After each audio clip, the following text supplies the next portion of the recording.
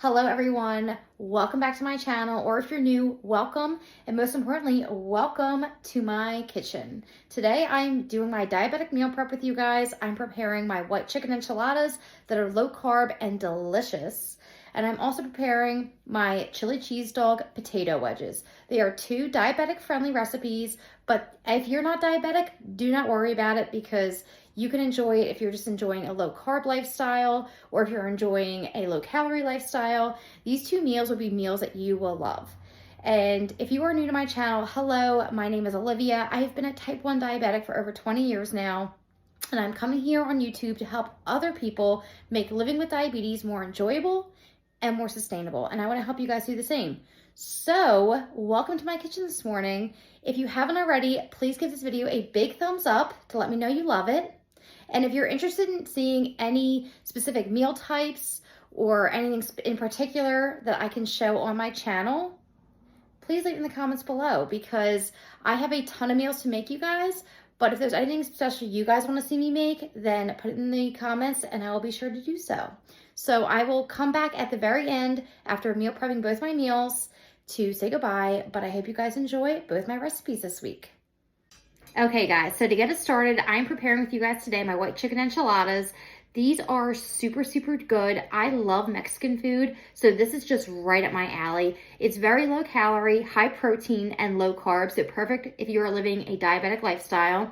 For nutritional info, they are only 183 calories per enchilada, 7 grams of fat, 22 grams of protein, and 7 net carbs. So super diabetic friendly or just good for anyone following a low carb or a low calorie diet. So to get us started, we will first make the filling. So right here, I had made in my Instant Pot 2 chicken breasts that I put in there with a splash of water. And I just cooked it for about 30 minutes and shredded it up once it was all done. So just shredded chicken, but honestly, if you prefer, you could always just get a rotisserie chicken and just shred that up. It might be a little bit easier for those who either don't have an Instant Pot or for those who don't want to go through all that energy. Rotisserie chicken is just as good. The next thing you are going to add is a half a cup of salsa verde or green enchilada sauce. Now, if you're new, I don't really measure things too great. I technically just eyeball it, so I will be eyeballing this. So I know that I will not use this whole jar, and I will, after, drizzle some additionally on top just because I love that spice. So, my goodness, you see how strong I am? There we go. So I'm gonna eyeball about a half a cup, there we go, of this. And this one is the Herdez brand. It's really good. I love this brand. So if you are stuck on what to purchase, I would try this one. Next, I'm going to put half a packet of taco seasoning in there. And the secret ingredient that adds all the protein is a 5-ounce container of non-fat plain Greek yogurt. So I'm going to add that in there as well. And while Greek yogurt is a special ingredient, not everyone is going to love it. It really does a good job at adding that creaminess to it. I know my husband's always very funny about Greek yogurt and cottage cheese. So sometimes I do not tell him when I put these ingredients in there. But if he's watching, he will certainly see. And then hold on one moment. I forgot my shredded cheese. I'm going to grab that so I can put that in there too. I am back. So the last thing I'm going to do is put about half a cup of shredded cheese in here. This is just a Fiesta blend from Walmart. And I'm going to add that in there as well. So they will be so good and yummy. So I mixed that all up. We are good to go and ready to make these enchiladas. So I have a non-stick pan ready to go. I will bake these in the oven. I have my oven set to 375 degrees. So it is ready to go. And I'm going to get my tortillas ready. If you haven't figured it out, today I'm going to be using a low-carb tortilla. But if low-carb tortillas are not your thing, or maybe they bother your stomach, feel free to use any tortilla you'd like. These ones I'm using today are from Aldi's, and they are only 4 net carbs per tortilla. And they are like they're pretty large. I would say they're the fajita size. So I'm going to evenly distribute 4 portions. So I'm going to be putting some hefty spoonfuls of mixture inside each one, and then you just roll it on up and throw it on your pan. Okay. do 3 more of these, and then I'll pop it in my oven. Tanya, I love Mexican food, so this is just up my alley. And it's just so low calorie too. And I will be pairing this with some brown rice. Now, I did not put the brown rice in my original macros equation. So if you're making this, you can use any side you'd like. Just add those macros, you know, in to the way you would like. Maybe, you know, cauliflower rice, but I'm choosing brown rice. And then I'm on my 4th one. Okay, perfect. And these are so filling too. I mean, it's a lot of food for only being 183 calories and carb free. So we are all set to go. Here are my 4 enchiladas. And then the next thing I'm going to do is I'm going to drizzle more of this sauce right on top, just to add some extra spice, extra heat, extra flavor. There we go. And then I'm also going to drizzle some queso. Now, this is a lower calorie queso. It is from Walmart. It's only 40 grams of calories for 2 tablespoons. And I added a little water to thin it out to make it real easy to drizzle. That's a really great tip if you like super drizzly queso. I always take a few spoons out and then replace it with water and then shake it up. So that way it drizzles like so. It's so yummy. So I'm going to drizzle that right on top. And then last but not least, if you guessed, I need more cheese. So I'm just going to do a light sprinkle of cheese right on top. There we go. Now I'm going to pop this in my oven, like I said, 375 degrees for about 20 minutes. And then they will be all done and I'll be able to put them in my meal prep containers and they will be delicious for the entire week. So my enchiladas are done right here. If you want to take a look, let me see if I can, there we go. There we go. Oh, so delicious. I'm going to put this pan right here and I'm going to start plating them up. So in each meal prep container, I have a half a cup of brown rice that I put in there. And I'm going to throw each enchilada right on top of the brown rice. So there's one, and you can see how hot it is. You see the steam rolling on off. There you go. And I'm going to add my other ones right there. So this meal, I know it's hard for you guys to tell because you're watching me do it in pieces, so you don't see me, you know, from start to finish do the whole entire meal. But these meals are so quick to make, and that's one of the best things about them because, as some of you might have figured out, I'm doing this while my daughter naps. So you don't always have a lot of time to get this kind of stuff done, and that's what I love about these meals. They don't take a long time. I would say all in all, both meals I made today maybe took 30 minutes of time. But think about how much time I'm going to save from not having to make it during the week. Let me get this hot steaming pan out of your way. So there we go. All done. So my meal prep is all done for my white and chicken enchiladas. I have 4 meals. I'll throw in my fridge, and when I'm ready to eat them this week, I will pop them in my microwave for about 2 minutes and they will be good to go.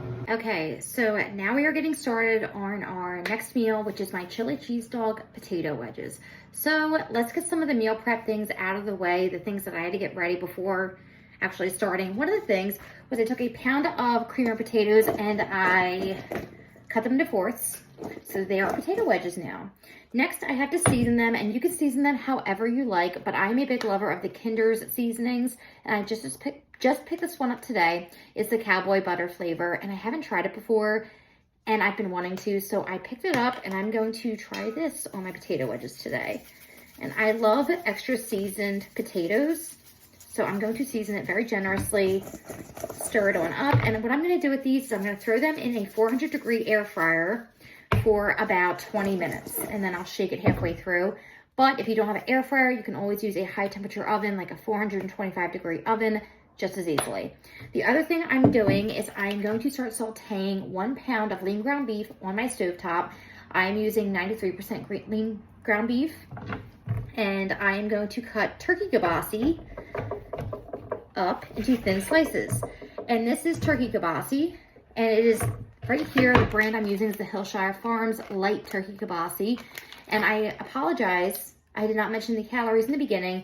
This meal today is 383 calories, 10 grams of fat, 37 grams of protein, and 24 net carbs. So once again, really diabetic friendly, high protein to keep you full, and low fat, super delicious, super satisfying. Who does not want some potato wedges or french fries for lunch?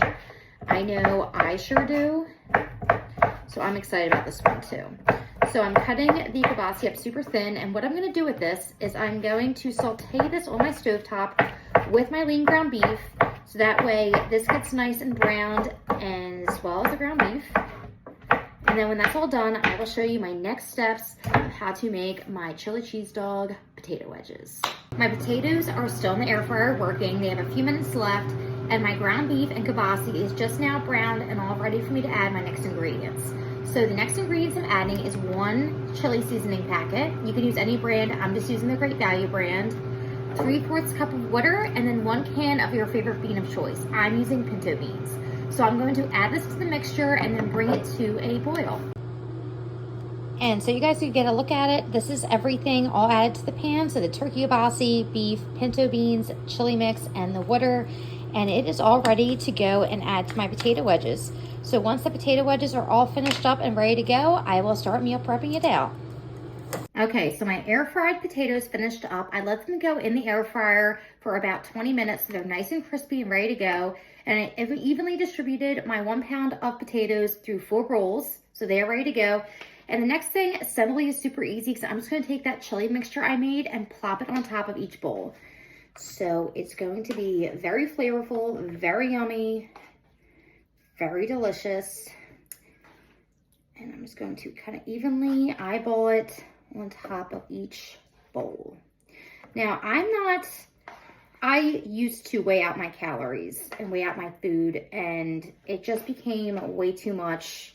So I stopped doing that. But now what I try to do is I try just to be aware of what I'm eating. So I know some people could be watching this video right now and be like, wow, like, she claims it's this many calories, but look at her just dumping. She's not measuring things out. She's not weighing it. How does she really know? And the answer is I do not know. I am guesstimating.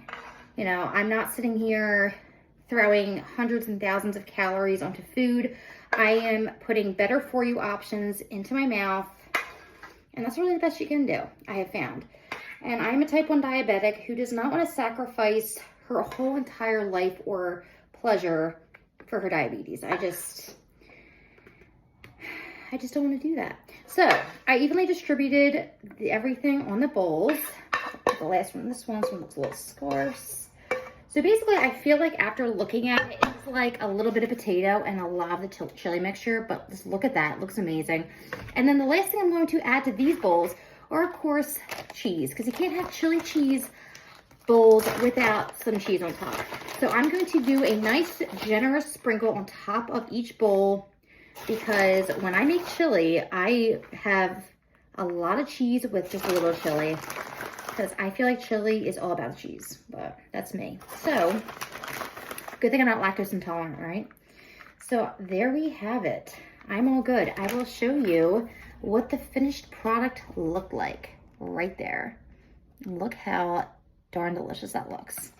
So there we have it. Thank you guys for meal prepping with me today. I hope you enjoyed both recipes that I showed you today. I will leave the directions and the nutrition facts in my description box below. Once again, please give this video a big thumbs up if you love my weekly meal prep menus and my weekly meal prep recipe videos. Thanks again for checking me out, and I'll see you guys next week in another video. Bye.